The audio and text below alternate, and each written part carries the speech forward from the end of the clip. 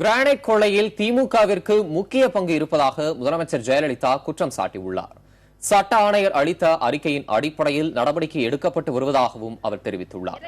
மதுரை பாண்டித்திடலில் நடைபெற்ற பரப்புரை கூட்டத்தில் பேசிய முதலமைச்சர் ஜெயலலிதா முல்லைப்பெரியாறு அணை விவகாரத்தில் தமிழகத்தின் உரிமையை நிலைநாட்டி இருப்பதாக தெரிவித்தார்.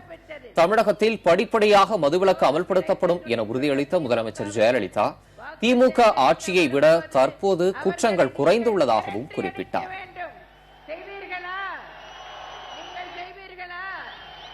2012 ஆண்டு மே மாதம் மாவட்ட ஆட்சித் தலைவர் அறிக்கை ஒன்றை அரசுக்கு சமர்ப்பித்தார்.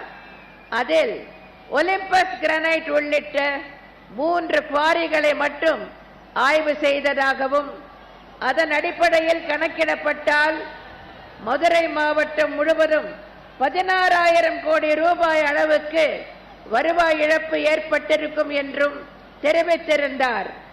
மாவட்ட ஆட்சித் தலைவர் தனது அறிக்கையில் குறிப்பிட்ட ஒலிம்பஸ் கிரானைட் நிறுவனத்தின் பங்குதாரர்களின் ஒருவர் திரு கருணாநிதியின் பேரன்.